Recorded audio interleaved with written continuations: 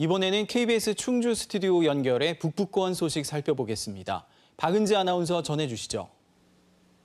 네, 충주입니다.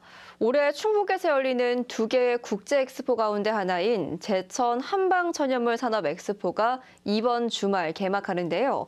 인체에 유용한 천연물을 다양하게 활용하기 위한 국내외 기술 연구와 산업 성과를 한자리에서 확인할 수 있습니다. 진희정 기자입니다. 우리나라 3대 양령시장의 하나이자 2005년 약초 웰빙 특구 지정 이후 한방의 산업화 기틀을 다져온 제천시. 매년 여는 한방 바이오 박람회에 이어 올해는 2010년과 2017년에 이은 세 번째 국제 엑스포가 열립니다. 기존 엑스포가 한방에 초점을 뒀다면 올해는 좀 더 넓은 개념의 천연물 그리고 산업화가 중심입니다. 동식물, 미생물 등 천연물에서 추출한 유효 성분을 다양하게 활용하기 위한 각계의 노력을 한자리에서 확인할 수 있습니다. 특히 첨단 전시기법을 도입해 관람객의 이해를 돕습니다.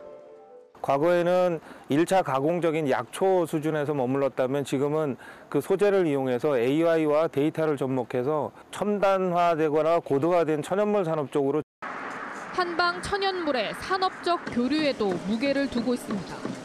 국내외 280여 개 기업과 연구기관 등이 건강기능식품과 의약품, 화장품 등 천연물 소재 기반의 다양한 제품과 기술, 최신 연구 성과를 선보입니다. 기업 간 거래와 국내 유통, 수출을 이끄는 대규모 상담회도 진행해 천연물 시장과 산업의 교두보로 제천의 입지를 다질 계획입니다. 어떻게 과학적으로 인체에 유익하게 작용하는지를 이번에 와서 보시면 분명히 이해하시고 천연물 산업의 미래에 대해서 확신을 가질 것으로 생각합니다. 제천 양령시를 재현한 야외 전시와 다양한 축하 공연, 체험 행사까지 산업과 문화가 어우러진 제천 국제 한방 천연물 산업 엑스포는 오는 20일부터 30일 동안 열립니다. KBS 뉴스 진희정입니다. 다음 소식입니다. 지난 2분기 충주를 찾은 방문객이 늘면서 관광 소비도 활기를 띈 것으로 나타났습니다.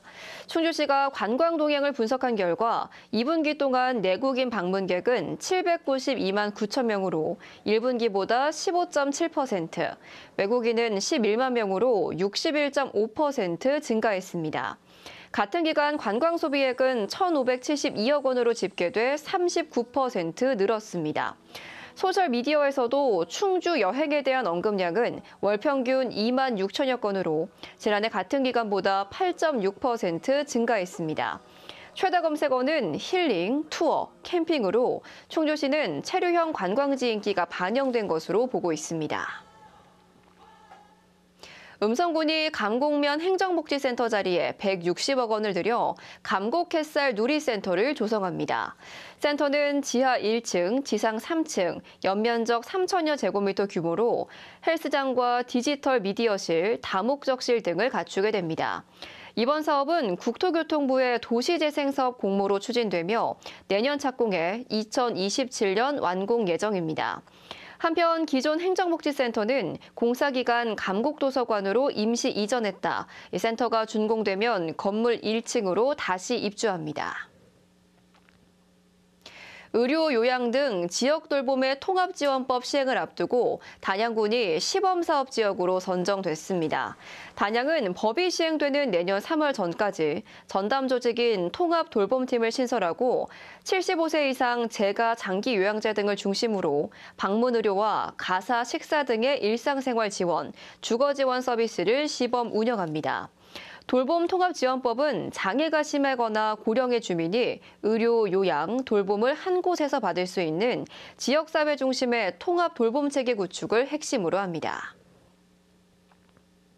음성군은 다음 달 2일까지 착한 가격업소를 새로 모집합니다. 착한 가격업소는 지역 평균 물가보다 낮은 가격에 양질의 서비스를 제공하는 업소로 행정안전부 평가 기준표에 따라 가격 수준, 위생 청결, 사회 공헌도 등을 종합적으로 판단해 선정합니다. 선정된 업소에는 공공요금 지원 등 다양한 맞춤형 혜택이 제공됩니다. 신청은 음성군의 공고문 안내에 따라 일자리 경제과에 접수하면 됩니다. 지금까지 충주에서 전해드렸습니다.